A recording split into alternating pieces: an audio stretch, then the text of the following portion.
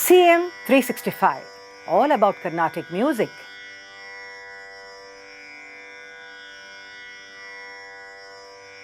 The Sangeetha Ratnakara and many more treatises have discussed at length the factors which govern the Thala. Now, what is a Thala? Thala is any rhythmic beat that measures musical time. Now, over a period of time, we see that they have classified 10 points as the Thala Dasha Pranas, which actually govern the factor of the Thalam itself. These Thala Dasha Pranas are Kala, Marga, Kriya, Anga, Graha, Jati, Kala, Laya, Yati and Prasthara. It is very interesting to see how, in a very scientific way, they have codified all this. That is, these 10 are so exhaustive in nature in the sense that together actually they very comprehensively give us an idea about what are the factors which govern the Thala. Today, of course, in our own music, we mainly use the Adi, Rupaka, Khanda Chapu and Mishra Chapu. But within each Thala, what are the factors actually which govern it is what is the purpose of the episode here today. I'll just try to briefly touch upon these points to show how intensely and how in depth the treatises have actually gone into analyzing all these concepts. First is about the Kala.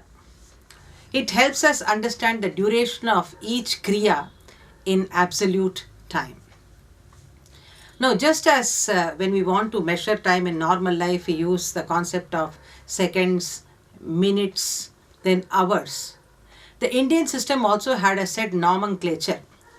And this is a very complex system. I probably in a separate episode we can discuss. But again, that is very mind-boggling to see how they've even conceived this whole concept of the Kala.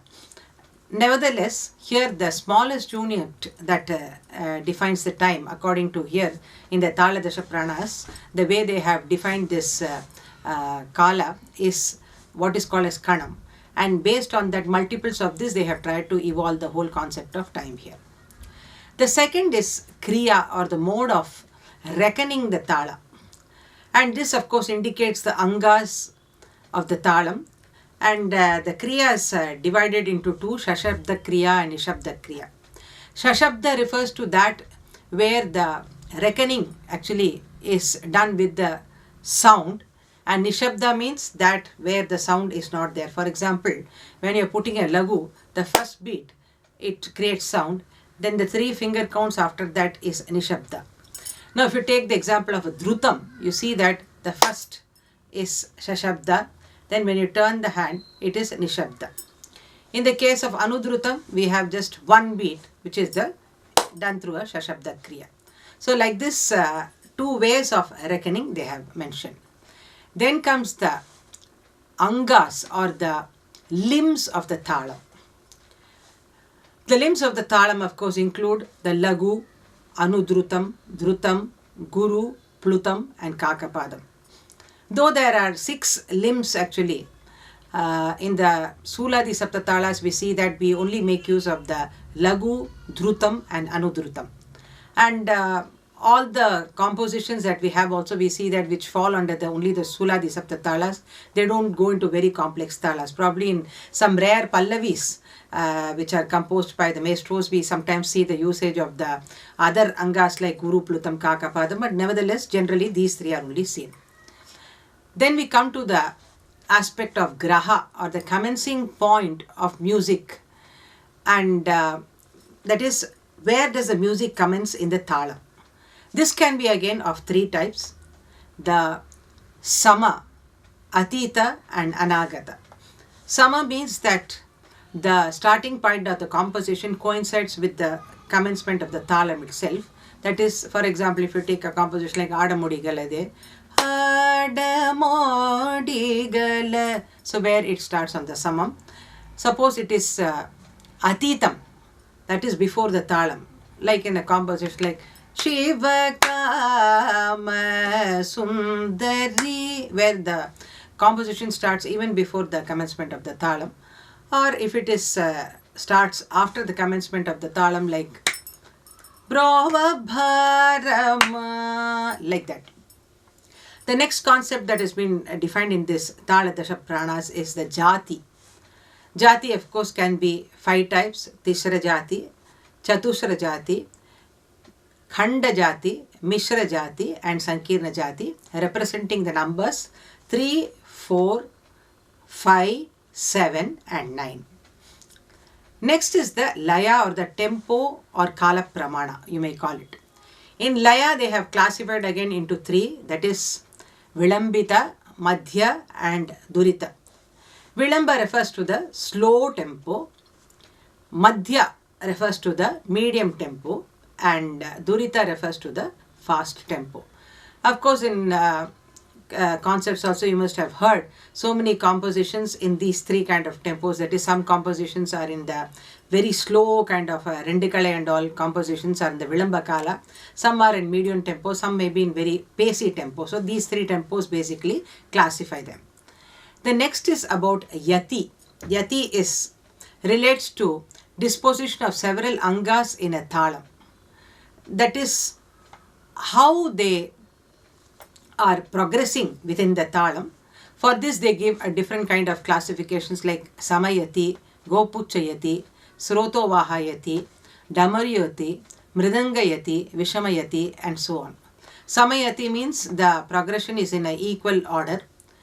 Gopucha, you can understand, Gopucha means like the tail of a cow. So from the, you see that from a bigger to a smaller order, that is. So like this, based on the progression, they have defined the different kinds of yatis. Then the Kala represents the fractional units of the Kriya. So Eka Kala, where 1 swara per Kriya is there, or Dvikala, where you have 2 notes per Kriya. Then Chatushkala, where you have 4 notes per Kriya. And depending on the Jati and the Gati, this keeps varying. For example, for here, to calculate the Kala here, you see that, suppose I say Chatusra Jati Lagu in Chatusra Gati. So Chatusra Jati Lagu means 4, in Chatusra Gati means again units of 4. So 4 into 4, 16 aksharas. Suppose the same thing is Chatusra Jati Rupaka in Tishra Gati, then it means that though there are 4 units, each unit, the subunit is 3. So that means it will become 12 aksharas. So like this they have calculated the different numbers here. Then after this we have another variety called the Marga. Marga gives an idea about the rhythmical construction of musical composition, that is a number of swaras per kriya of the Thala. This is another one of the Dasha Pranas that they have mentioned here. Then finally they also make a mention about the Prastara. This Prastara actually is more of, we could say that academic interest, that is splitting of the Thala Anga in various space, where they have shown the kind of splitting of what are the possibilities of splitting the Angas. This is something more of an academic point of view. But looking at all this Thala Dasha Pranas, what is amazing is how our musicologists and musicians have really gone deep into the subject of Thala. It is not just about reckoning some beats or reckoning some subbeats and different varieties, but they have gone absolutely into its perfect depth to give us a comprehensive idea of all the components of the Thala. And earlier there were so many other classifications. Finally, they have arrived at this as the most comprehensive and the most logical way of conceiving this Dasha Pranas. And till today, they hold very true. So for any person who wants to know about the Thalam, knowing about the Dasha Pranas is very, very important in terms of the study of the Thala itself. CM 365, all about Carnatic music.